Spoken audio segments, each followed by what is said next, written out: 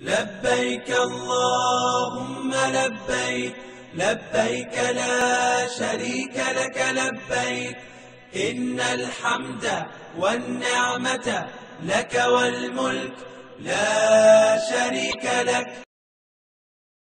الحمد لله رب العالمين والصلاة والسلام على أشرف الأنبياء والمرسلين وعلى آله وصحبه أجمعين. أما بعد، أعوذ بالله من الشيطان الرجيم. بسم الله الرحمن الرحيم. قال الله تبارك وتعالى في القرآن المجيد: إن الله وملائكته يصلون على النبي يا أيها الذين آمنوا صلوا عليه وسلموا تسليما. اللهم صل على سيدنا ومولانا محمد وعبده والكرم والديك العظيم عليه وسلم. تمام حمد و ثنا تعریف و توصیف اللہ جل مجدہ کریم کی ذاتی برکات کے لیے، جو خالق کائنات بھی ہیں اور مالک کائنات بھی ہیں. اللہ رب العزت کی حمد و ثنا کے بعد حضور رسول رحمت، شفیع امم، حبیب اعظم، اللہ کے پیارے، امت کے سہارے، حضور رحمت مصطفیٰ محمد مصطفیٰ صلی اللہ تعالی علیہ وآلہ وسلم کے حضور ناز میں اپنی عقیدتوں، ارادتوں اور محبتوں کا خراج پیش کرنے کے بعد عالی مرتبہ محترم سامعین ناظرین، السلام علیکم ورحمۃ اللہ تعالی وبرکاتہ. جو جگہ خالی ہو، محترمانہ گزارش ہے کہ آپ پہلے ہی آگے تشریف لے آئیں اور صفوں کو پر کر کے بیٹھیں.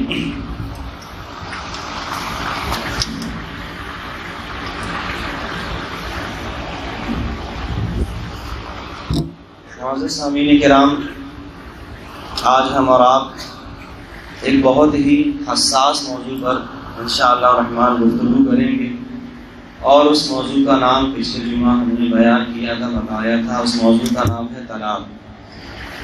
اللہ تعالیٰ جل شانہ کی بارگاہ میں دعا ہے کہ وہ میری زبان پر کلمۃ الحق جاری فرمائے، اور ہمارے اسلامی معاشرے میں جو بھی کوتاہیاں، کمیاں، خرابیاں آج کے اس دور میں پیدا ہو گئی ہیں، اس کو اپنی کرم نوازی سے دور فرمائے، اور ہمیں پاکیزہ طریقے سے مذہب اسلام کے قوانین اور ضوابط کے مطابق زندگی گزارنے کی توفیق عطا فرمائے، اور اللہ اور اس کے رسول کی رضا کے خاطر اپنی زندگی کا ایک ایک لمحہ بسر کرنے کی توفیق عطا فرمائے.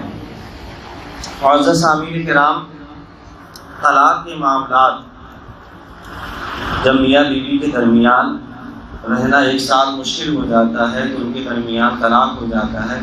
تو طلاق کے معاملات آج کے اس دور میں بڑی کثرت کے ساتھ بڑھ رہے ہیں، اور گزشتہ پچھلے چند سالوں میں اس میں ایک خطرناک حد تک اضافہ بھی ہوا ہے. یہ ایک ایسا امر ہے، ایک ایسا عمل ہے کہ جس سے جو ہے کئی خاندانوں کے خاندان، کئی گھریلو زندگیاں تباہ و برباد ہو جاتی ہیں. تو ہم اور آپ کو اس کے لیے کیا کرنا چاہیے؟ تو اس کے روک اور تھام کے لیے معاشرے کے ہر طبقات کے لوگوں کو اپنا کردار ادا کرنا چاہیے، اور نکاح کرنے کے جو بنیادی مقاصد ہیں، جو اصول ہیں، ان کو جاننے، ان کو حاصل کرنے کی بھی ہمیں حتی الامکان کوشش کرنا چاہیے. مذہب اسلام، شریعت مطہرہ نے گھریلو زندگی کا، عائلی زندگی کا جو آغاز رکھا ہے وہ نکاح سے رکھا ہے. اور نکاح کہتے ہیں دو گواہوں کی موجودگی میں ایجاب اور قبول کا نام نکاح ہے.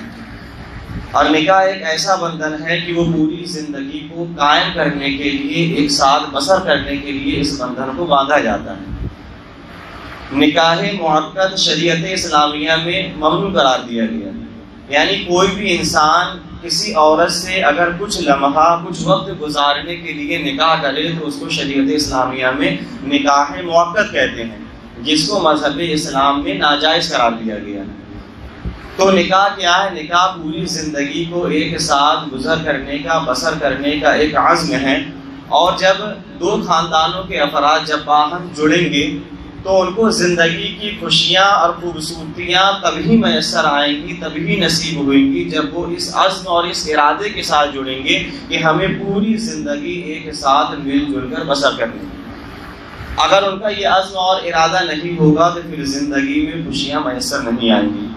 ناگزیر وجوہات کی بنا پر جو ہے کبھی کبھی طلاق واقع ہو جاتی ہے تو وہ ایک امر آخر ہے، لیکن معمولی باتوں پر آج جو طلاق کا رجحان ہمارے اسلامی معاشرے میں پیدا ہو گیا ہے تو وہ انتہائی خطرناک بھی ہے اور انتہائی دردناک بھی ہے۔ طلاق بڑی کثرت کے ساتھ اس دور میں ہونے لگی ہے، اور اس کثرت کے ساتھ ہونے لگی ہے کہ اکثر و بیشتر جو سوال آتے ہیں، استفتاء آتے ہیں، وہ طلاق کے متعلق سے آتے ہیں۔ اگر دارالفتاء میں اگر 100 فتاوی آتے ہیں، 100 سوال اگر پوچھا جاتا ہے، 100 استفتاء پوچھے جاتے ہیں، تو ان میں سے 90% سوال جو ہوتے ہیں وہ طلاق کے متعلق سے ہوتے ہیں۔ یہ اس بات پر دلالت کرتا ہے کہ آج ہمارا مذہبی اسلام، ہمارا اسلامی معاشرہ کس دلدل کی طرف جاتا چلا جا رہا ہے کہ اس کثرت کے ساتھ ہمارے معاشرے میں طلاق واقع ہوتی ہے کہ اکثر و بیشتر سوالات جو ہے ایک دارالفتاء میں جو آتے ہیں وہ کس کے تعلق سے آتے ہیں؟ طلاق کے تعلق سے آتے ہیں۔ طلاق کو مذہبی اسلام نے جائز رکھا ہے۔ جب میاں بیوی کا ایک ساتھ رہنا مشکل ہو جائے، زندگی ایک ساتھ گزارنا دشوار ہو جاتا ہے، تو ان کے درمیان طلاق ہو جاتی ہے۔ یہ ایک ایسا امر ہے جس کو شریعت اسلامیہ نے جائز رکھا ہے، لیکن یہ کام جائز تو ہے، لیکن حضور ارشاد فرماتے ہیں کہ اب غض الحلال الی اللہ الطلاق، یعنی یہ وہ والا کام ہے جو جائز تو ہے لیکن اللہ کو پسندیدہ نہیں۔ اب دوسرے مقام پر حضور ارشاد فرماتے ہیں حضرت معاذ سے مخاطب ہو کر کہ اے معاذ، اس روئے زمین پر اللہ تعالیٰ جل شانہ کے نزدیک کوئی بھی شے غلام کو آزاد کرنے سے زیادہ پسندیدہ نہیں ہے۔ اور آگے اللہ کے رسول ارشاد فرماتے ہیں کہ اور اسی روئے زمین پر کوئی بھی شے اللہ تعالیٰ جل شانہ کے نزدیک طلاق سے زیادہ ناپسندیدہ نہیں۔ اس روئے زمین پر اگر اللہ تعالیٰ جل شانہ کے نزدیک کوئی بھی شے، کوئی بھی چیز سب سے زیادہ اگر ناپسندیدہ ہے تو وہ طلاق ہے۔ جب طلاق ہو جاتا ہے، میاں بیوی کے درمیان جدائی ہو جاتی ہے، تو کوئی بچہ، کوئی اولاد اپنے ماں کے ہوتے ہوئے بھی بغیر ماں کی زندگی گزارتا ہے، اور کچھ اولاد ایسے ہیں جو اپنے باپ کے ہوتے ہوئے بھی جو ہے یتیموں کے جیسے اپنی زندگی گزارتے ہیں، بسر کرتے ہیں۔ شیطان ابلیس کا سب سے زیادہ اس کے خوش ہونے کا ذریعہ، سب سے زیادہ اس کے خوشنودی کا ذریعہ اور سبب کیا ہے؟ تو اس کے سب سے زیادہ خوش ہونے کا، خوشنودی کا ذریعہ اور سبب یہ ہے کہ میاں اور بیوی کے درمیان طلاق واقع ہو جائے، تفریق ہو جائے، جدائی ہو جائے۔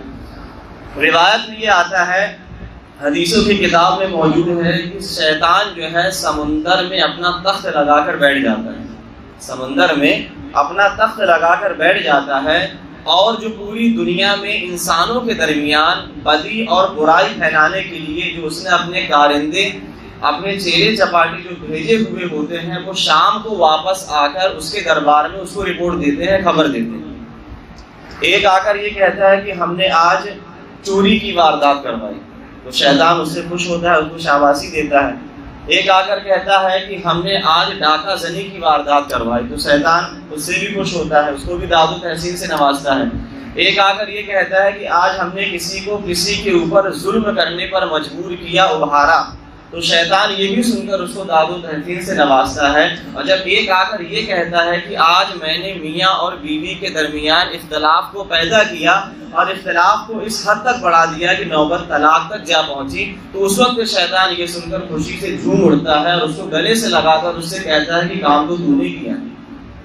تو اس روایت سے ہمیں کیا سمجھ میں آیا؟ یہ سمجھ میں آیا کہ شیطان کے لیے سب سے زیادہ اس کے خوش ہونے کا ذریعہ، وجہ، سبب، اس کی خوشنودی کا سبب کیا ہے؟ وہ میاں بیوی کے درمیان طلاق کا واقع ہو جانا ہے۔ جب میاں بیوی کے درمیان اختلاف شیطان ڈالتا ہے، اختلاف اس حد تک بڑھ جاتا ہے کہ ان کے درمیان اختلاف جب ساتھ میں رہنا مشکل ہو جاتا ہے تو طلاق واقع ہو جاتی ہے۔ تو یہ سب سے زیادہ کس کے خوش ہونے کا ذریعہ ہے؟ شیطان کا، اور سب سے زیادہ ناپسندیدہ یہ چیز کس کو ہے؟ اللہ تعالیٰ جل شانہ کو۔ ہمارا رب، ہمارا خالق اور ہمارا مالک سب سے زیادہ ہمارے اوپر مہربان ہے۔ اللہ تعالیٰ جل شانہ سے زیادہ ہمارے اوپر کوئی بھی مہربان نہیں ہے، اور ہمارے اور آپ کے آقا و مولا حضور نبی رحمت صلی اللہ تعالیٰ علیہ وآلہ وسلم سب سے زیادہ اپنی امت کا خیال فرمانے والے ہیں۔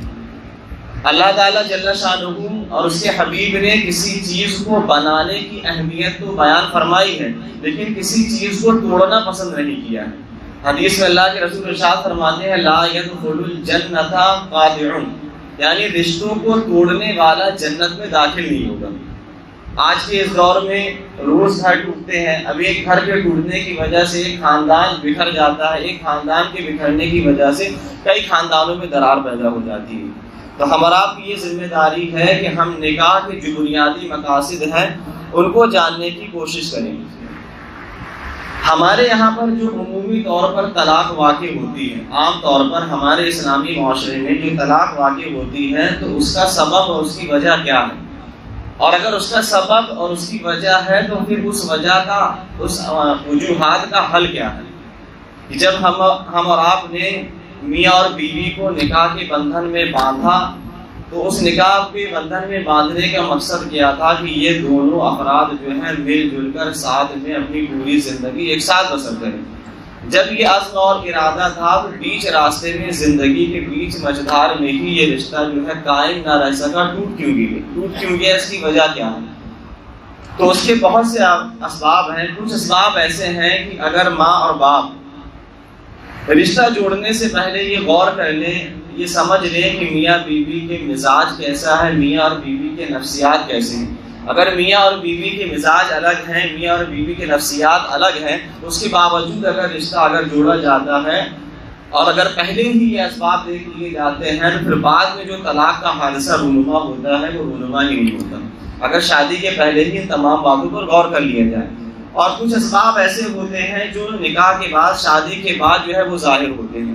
ان اسباب میں سے جو سب سے اہم سبب جو ہے جو نکاح کرنے کے بعد طلاق کا سبب بنتا ہے، سب سے اہم سبب اس میں سے ایک سبب یہ ہے کہ دین سے دور ہونا ہے اور نکاح کے مقاصد کو نہیں جاننا ہے۔ جب کوئی بندہ دین سے دور ہوگا، نکاح سے دور ہوگا تو بڑی سی بات ہے کہ اس نے شادی تو کر لی ہے لیکن نکاح تو کر لیا ہے، لیکن نکاح کے جو بنیادی مقاصد ہیں، جو زندگی گزارنے کے باہمی جو ان کے حقوق ہیں میاں اور بیوی کو، ان کو نہیں جانا ہے، تو پھر نتیجہ یہ ہوگا کہ آگے جا کے وہ رشتہ قائم نہیں رہ سکے گا بلکہ ٹوٹ جائے گا۔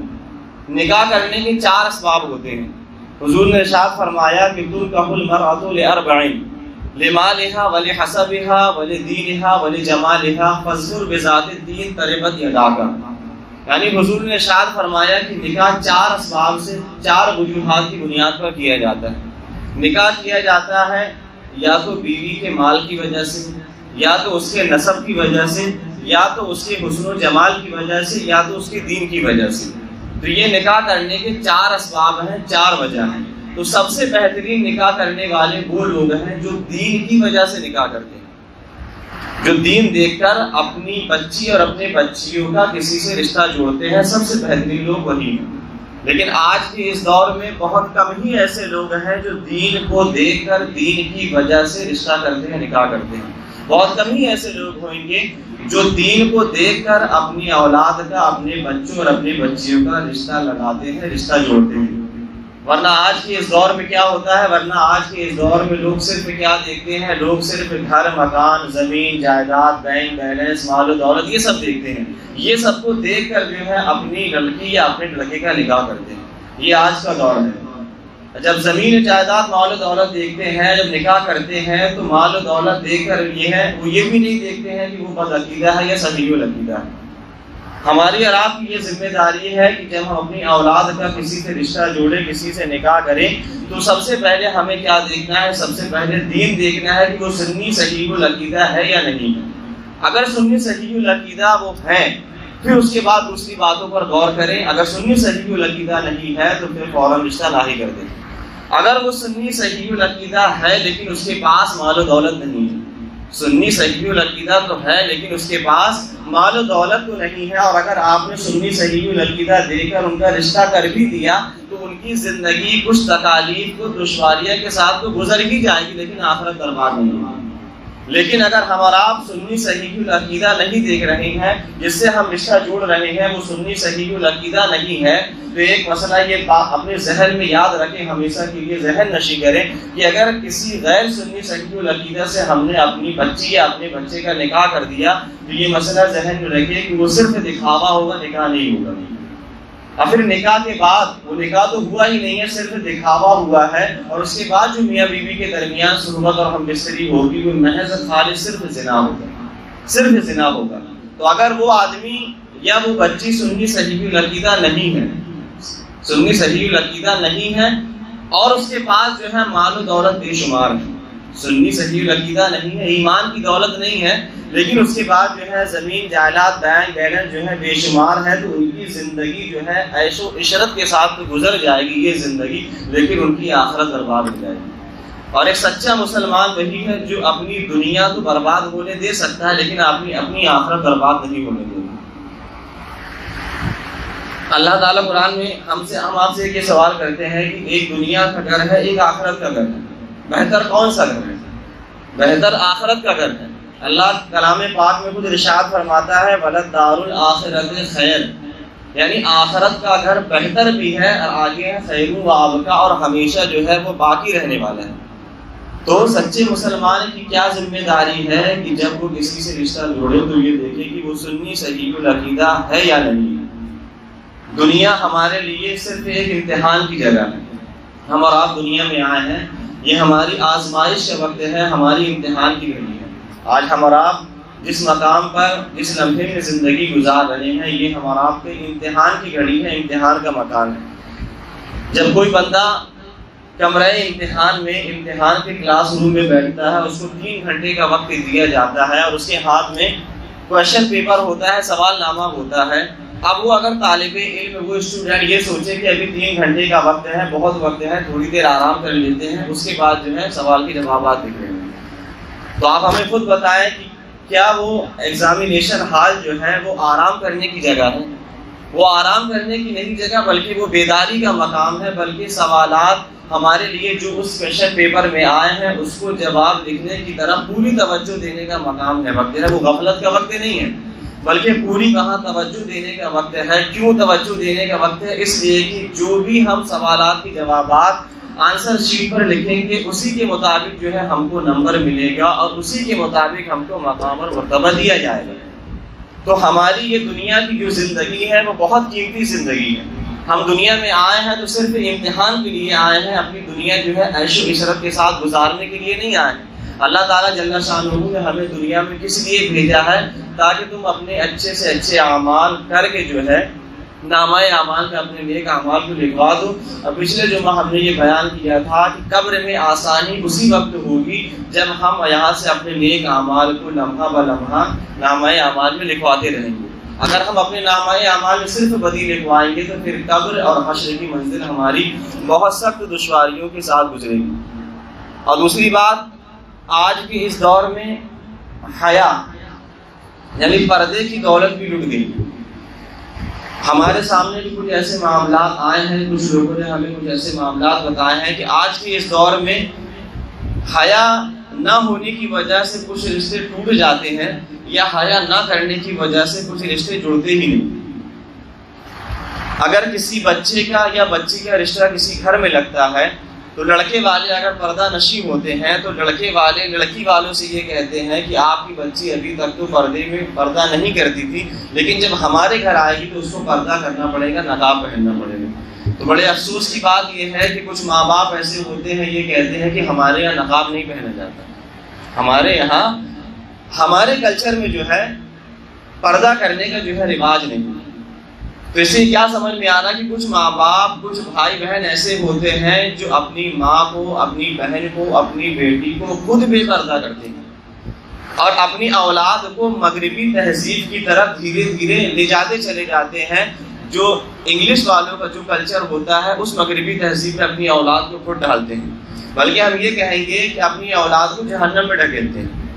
اللہ تعالیٰ قرآن پاک میں ارشاد فرماتا ہے قُوا أَنفُسَكُمْ وَأَهْلِيكُمْ نَارًا وَقُودُهَا النَّاسُ وَالْحِجَارَةُ۔ اس کا ترجمہ ہے کہ اللہ ارشاد فرماتا ہے کہ اپنے آپ کو اور اپنی آل اور اپنی اولاد کو جہنم کی آگ سے بچاؤ، جس جہنم کی آگ کا جو ایندھن جو ہے وہ انسان اور پتھر ہے۔ تو آج اس مغربی تہذیب میں کچھ مسلمان ایسے ڈھل گئے ہیں کہ اگر ان کو پردہ کے لیے کہا جاتا ہے تو کیا کہتے ہیں کہ آج آپ یہ نہیں دیکھتے کہ آج جو ہے دنیا کہاں تک چلی گئی ہے، دنیا چاند تک چلی گئی ہے، وہ تو پرانی باتیں ہیں۔ تو کچھ لوگوں کی یہ اصطلاحات بھی ہوتی ہے کہ اگر ان سے پردہ کرنے کے لیے کہا جائے تو وہ کیا جواب دیتے ہیں کہ جناب پردہ جو ہے وہ دل کا ہوتا ہے اور آنکھ کا ہوتا ہے، ہم چاہے تو دل سے پردہ کریں یا آنکھ سے پردہ کریں۔ تو ہمیں درس کیا دیا گیا ہے؟ ہمیں درس حیا کا دیا گیا ہے۔ ایک مقام پر ایک روایت میں حضور ارشاد فرماتے ہیں کہ حیا اور ایمان دو جڑی ہوئی چیزیں ہیں۔ حیا یعنی پردہ اور ایمان دو جڑی ہوئی چیزیں ہیں، اگر ان میں سے کوئی ایک بھی رخصت ہو جاتی ہے تو دوسری تین بھی بذات خود چلی جاتی ہے۔ حیا اور ایمان کے درمیان ایک ایسا ربط ہے، ایک ایسا کنیکشن جڑا ہوا ہے کہ اگر دونوں میں سے اگر کوئی ایک چیز بھی رخصت ہو جاتی ہے ہمارے دل و دماغ سے تو دوسری چیز بھی دھیرے دھیرے ہم سے رخصت ہو جاتی ہے۔ اگر ہمارے دل سے ایمان رخصت ہو جاتا ہے تو حیا کی دولت بھی ہم سے رک جائے گی، اور اگر ہمارے دل سے، ہمارے ظاہر سے، ہمارے باطن سے اگر حیا کی دولت اگر رک جاتی ہے تو ہمیں ایمان کے ثمرات بھی نصیب ہونا بند ہو جاتے ہیں۔ جو ہمیں ایمان کی دولت ملنا ہوتی ہے، اس کا پھل ملنا ہوتا ہے، وہ ہمیں ملنا بند ہو جاتا ہے۔ تو اللہ کے رسول نے ارشاد فرمایا کہ حیا اور ایمان ایک ایسی دو چیزیں ہیں جو آپس میں جڑی ہوئی ہیں، اگر ایک جدا ہوگی تو دوسری چیز بھی جدا ہو جائے گی۔ تو ہم نے کیا کہا؟ ہم نے یہ کہا کہ کچھ لوگ یہ اصطلاحات کہتے ہیں کہ جناب پردہ تو دل کا ہوتا ہے اور آنکھوں کا ہوتا ہے، ظاہر کا کیا پردہ ہوتا ہے؟ تو ان لوگوں سے یہ سوال کیا جائے کہ تم نے دین زیادہ بہتر سمجھا ہے یا حضرت عائشہ رضی اللہ تعالی عنہا نے زیادہ بہتر دین سمجھا ہے؟ زیادہ بہتر طریقے سے دین کس نے سمجھا ہے؟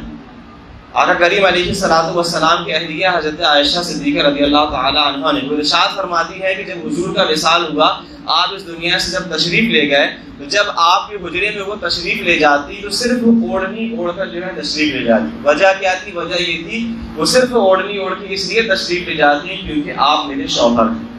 اس کے بعد جب حضرت صدیق اکبر کا وصال ہوا اور آپ بھی آقا کریم علیہ الصلوۃ والسلام کے قرب میں آپ جب دفن ہوئے، تو جب آپ حجرے میں تشریف لے جاتی حضرت عائشہ تو پھر بھی اوڑھنی اوڑھ کر ہی تشریف لے جاتی۔ کیوں؟ کیونکہ ایک میرے شوہر ہیں اور ایک میرے باپ ہیں۔ اس کے بعد جو ہے جب حضرت عمر رضی اللہ تعالی عنہ کا وصال ہوا تو اس کے بعد جو حضرت عائشہ ارشاد فرماتی ہیں واللہ ما دخلت الا وانا مشدود علی ثیابی حیاء من عمر۔ حضرت عائشہ ارشاد فرماتی ہے کہ میں خدا کی قسم کھا کر کہتی ہوں کہ اللہ کی قسم اس کے بعد میں کبھی نہیں گئی سوا اس کے کہ میں جب بھی اس حجرے میں تشریف لے گئی تو پورے پردے کے اہتمام کے ساتھ گئی۔ کیوں؟ وجہ کیا تھی؟ آگے ارشاد فرماتی ہے حیاء من عمر، مجھے عمر سے حیا آتی۔ تو جو پردے میں جو اس دنیا سے بظاہر چلے گئے ہیں، قبر میں چلے گئے ہیں، ام المؤمنین سیدہ عائشہ صدیقہ رضی اللہ تعالی عنہا، تو ان سے بھی پردہ کرتی ہیں۔ تو آج کی جو کچھ لوگ اصطلاحات بولتے ہیں، بولیاں بولتے ہیں کہ جناب پردہ تو دل کا ہوتا ہے، آنکھوں کا ہوتا ہے، تو ان سے یہ سوال کرنا چاہیے کہ آپ نے دین کو زیادہ بہتر طریقے سے سمجھا ہے کہ آقا کریم علیہ الصلوۃ والسلام کی اہلیہ ام المؤمنین سیدہ عائشہ صدیقہ رضی اللہ تعالی عنہا نے بہتر طریقے سے دین سمجھا ہے؟ تو یہ جو اصطلاحات لوگ بولتے ہیں کہ پردہ دل اور آنکھوں کا ہوتا ہے، ظاہر کا نہیں ہوتا، باطن کا ہوتا ہے، تو یہ ساری چیزیں جو ہے اسلامی معاشرے میں مسلمانوں کے اندر جو ہے مغرب کی طرف سے ڈالی جا رہی ہیں۔ مغربی تہذیب کی طرف سے اسلامی معاشرے کے اندر لوگوں کے، مسلمانوں کے دلوں کے اندر یہ ساری باتیں ڈالی جا رہی ہیں۔ کیوں ڈالی جا رہی ہیں؟ کیونکہ ان کے دل سے، ان کے دماغ سے حیا کا، پردے کا جوہر لٹ جائے۔ کیونکہ مغربی تہذیب کے لوگ بہتر طریقے سے جانتے ہیں، مغرب کے لوگ، کیونکہ ان کے رسول نے ارشاد فرمایا ہے کہ حیا اور ایمان لازم اور ملزوم کی طرح ہے، یعنی جب ایک رخصت ہو جاتی ہے تو دوسری چیز بھی رخصت ہو جاتی ہے۔ لہٰذا طریقہ یہ ہے اگر مسلمانوں کو اگر پستی کی طرف لے جانا ہے، ان کے دلوں سے ایمان کی دولت کو نکال لینا ہے، تو اس کا طریقہ کیا ہے؟ ان کو بے حیا کر دو۔ جب بے حیا کر دو گے تو دھیرے دھیرے ان کے دلوں سے ایمان کی دولت نکل جائے گی اور صرف یہ نام کے مسلمان رہ جائیں گے، کام کے مسلمان نہیں رہ جائیں گے۔